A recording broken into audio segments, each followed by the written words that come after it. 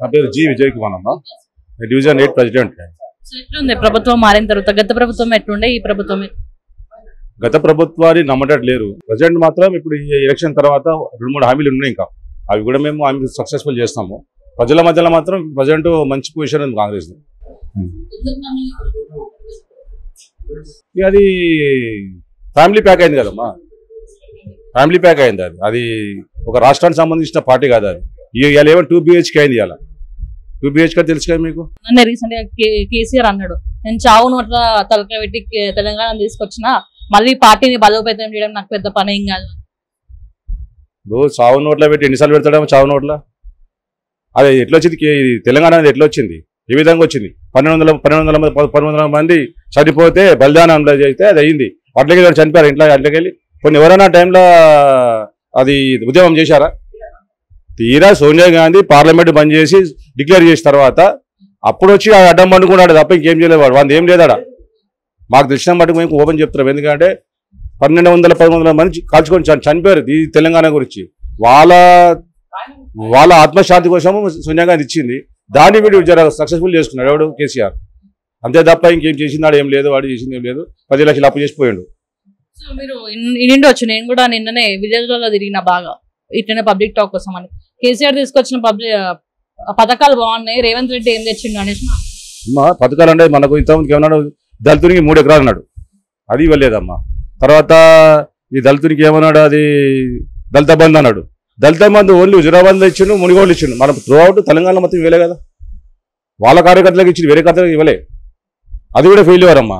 వాడు ఏడేది పెట్టాడు అవన్నీ ఫెయిల్యూర్ చేసి ఇప్పుడు మా రేవంత్ అన్న మీద 10 లక్షలు అప్పు చేసి పోయింది. పక్క జరిగిండు. ఎట్లా జైలు పోతాడు? జైలు పోక తప్పదు. వాళ్ళ బిడ్డ పోయింది, కొడుకు పోతాడు, తండ్రి కూడా పోతాడు. ఇదైతే డ్రామా ఎట్లా అంటారమ్మా? డ్రామా ఎందుకు అవుతుంది? అది ఇవాళ ఇప్పుడు మిమ్మల్ని ఎందుకు తీసుకెళ్ళలేదు జైలుకు? మమ్మల్ని తీసుకెళ్తలేరు. మీరు తప్పు చేయలేదు, మేము తప్పు చేయలేదు. 2000 కోట్లు తినేది, 3000 కోట్లు తినేది జైలు అయితే ప్రజెంట్ ఉంది కదా. ఇప్పుడు గవర్నమెంట్ ఉన్న బీజేపీ ప్రభుత్వం అయితే అంత ఈజీగా ఎవరిని లోపడేది కదమ్మా. విట్నెస్ ఉంది, ఏమేమి చేసిందో ఎవరైతే మనం డబ్బులు ఇచ్చారో వాళ్ళు కూడా చెప్పారు. అక్కడ వాళ్ళు అప్రూవల్ మారిపోయారు, మేము ఇచ్చాం సార్, ఇది ఇచ్చాం సార్ అని. అవన్నీ చూసుకొని బీజేపీ ప్రభుత్వం లోపడేసింది వాళ్ళని. ఇప్పుడు వాళ్ళని ఎవరు అడుగుతారు కానీ మా చేసే వాళ్ళని మమ్మల్ని ఎందుకు అడుగుతారు? వాళ్ళు పబ్లిక్ కూడా మాకు వచ్చి 3 నెలలు అయింది. 3 నెలలు మళ్ళీ ఎలక్షన్కి వచ్చింది. 3 నెలలు మేము బస్సు ఉచిత ప్రయాణం చేశాం. అదొక పథకం అవుతుంది.